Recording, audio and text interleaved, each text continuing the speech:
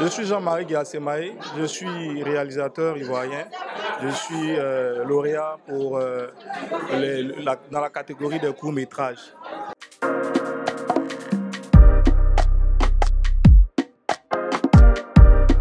Pour moi et mon équipe, c'est bien sûr une satisfaction de projeter, d'être retenu dans la phase finale de Clap Ivoire cette année ici, chez nous-mêmes en Côte d'Ivoire, pour que l'international, sinon la sous-région, puisse vraiment savoir qu'il y a aussi de la graine en termes de production, il y a aussi de la graine en termes de réalisation, il y a du travail qui se fait.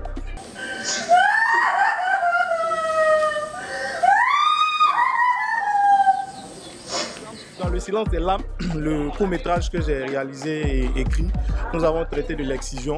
Ce phénomène-là qui, pour ce que je pense, perdure toujours, malgré toutes ces luttes-là, tous ces efforts-là que des ONG font et tout ça, mais bon, je pense que c'est un fléau qui perdure, qui mérite qu'on en parle en fait. Juste après les campagnes de sensibilisation, on remarque que certains fléaux, bien certains phénomènes retournent dans leur oubli. C'est pour cela que nous avons appelé même ce film-là Le silence des lames, parce que c'est un fléau qui continue toujours à meurtrir des cœurs et à vraiment dissoudre des vies dans ce silence-là. Dans la philosophie du film, je conçois l'excision comme un viol, parce que pour moi, il n'y a pas de différence entre l'excision et ce qu'on peut appeler le viol collectif, qui est plutôt pratiqué dans certains cas par des hommes. Ici, nous avons que ce phénomène-là, il est pratiqué que par des femmes. Et la tradition, c'est-à-dire sinon notre civilisation qui doit s'ériger, c'est-à-dire se riger en protecteur, laisse ce phénomène-là perdurer comme si, bon voilà, c'était normal, même s'il y a des luttes ça et là, mais je pense que nous devons juger cet acte-là comme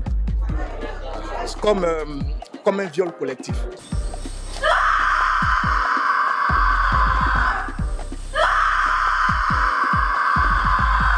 Moi, je me rappelle que quand j'ai commencé le cinéma, il y a un membre du jury qui m'a approché pour me dire « Mais tu investis mal, tu penses que tu t'es trompé de vocation. Il faut investir ton argent ailleurs. » Bon, mais je n'ai pas baissé les bras, c'était en 2017. J'ai continué à travailler, j'ai observé le travail des autres. De cette même manière, quand on a regardé aujourd'hui ce que j'ai produit, j'ai observé le travail des autres et j'ai voulu faire plus.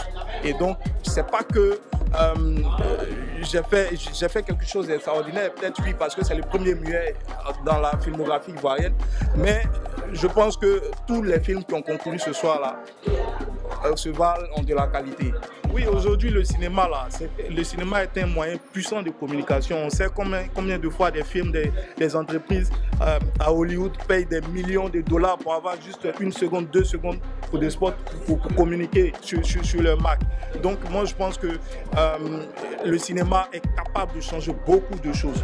Et donc, nous ne devons pas laisser, nous ne devons pas abandonner, nous devons aller, je veux dire, 100 à l'heure. Et c'est cette nouvelle génération-là qui a ce combat-là, en fait. Voilà, parce que les anciens, ils nous ont déjà transmis, en fait, tout leur savoir-faire. C'est à nous de pouvoir utiliser ce savoir-faire-là pour pouvoir façonner notre civilisation, notre époque.